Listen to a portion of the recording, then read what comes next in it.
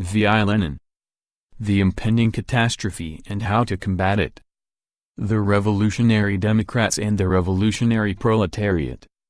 To be really revolutionary, the Democrats of Russia today must march in very close alliance with the proletariat, supporting it in its struggle as the only thoroughly revolutionary class. Such is the conclusion prompted by an analysis of the means of combating an impending catastrophe of unparalleled dimensions. The war has created such an immense crisis, has so strained the material and moral forces of the people, has dealt such blows at the entire modern social organization that humanity must now choose between perishing or entrusting its fate to the most revolutionary class for the swiftest and most radical transition to a superior mode of production. Owing to a number of historical causes, the greater backwardness of Russia, the unusual hardships brought upon her by the war, the utter rottenness of Tsarism and the extreme tenacity of the traditions of 1905, the revolution broke out in Russia earlier than in other countries. The revolution has resulted in Russia catching up with the advanced countries in a few months, as far as her political system is concerned. But that is not enough. The war is inexorable, it puts the alternative with ruthless severity, either perish or overtake and outstrip the advanced countries economically as well. That is possible, for we have before us the experience of a large number of advanced countries, the fruits of their technology and culture. We are receiving moral support from the war protest that is growing in Europe, from the atmosphere of the mounting worldwide workers' revolution.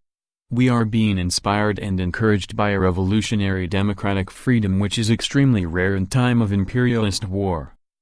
Perish or forge full steam ahead. That is the alternative put by history.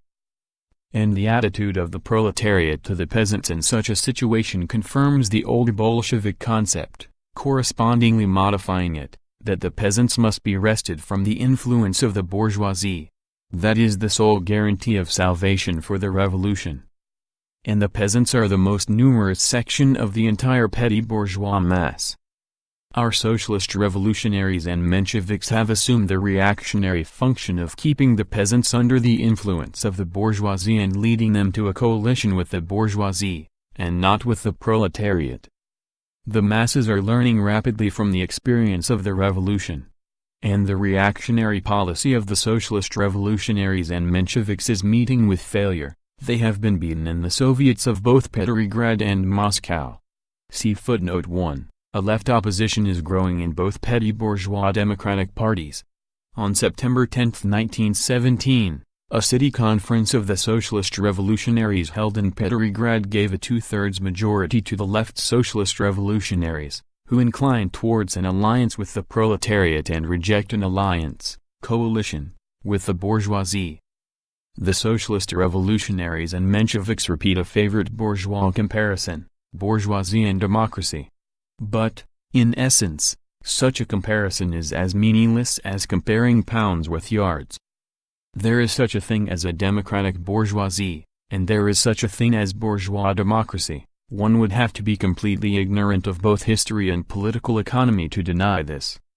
The Socialist Revolutionaries and Mensheviks needed a false comparison to conceal the indisputable fact that between the bourgeoisie and the proletariat stand the petty bourgeoisie.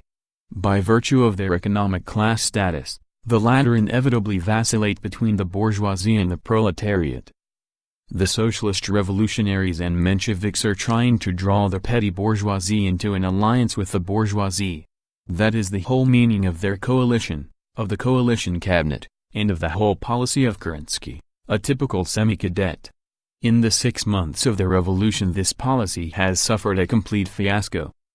The cadets are full of malicious glee. The revolution, they say, has suffered a fiasco. The revolution has been unable to cope either with the war or with economic dislocation. That is not true. It is the cadets, and the Socialist Revolutionaries and Mensheviks who have suffered a fiasco, for this alliance has ruled Russia for 6 months, only to increase economic dislocation and confuse and aggravate the military situation.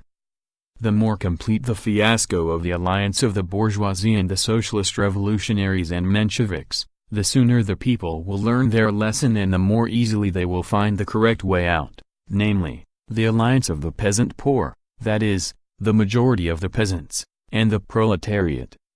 September 10 to 14, 1917. Notes. 1. On August 31, New Style. September 13, 1917, the Petrograd Soviet for the first time passed, by a majority of 279 to 115, with 50 abstentions, a motion tabled by the Bolshevik group, emphatically rejecting the policy of compromise with the bourgeoisie.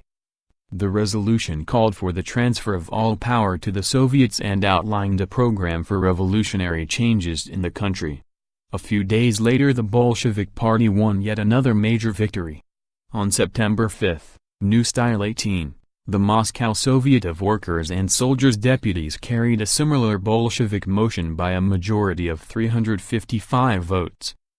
End of chapter 13.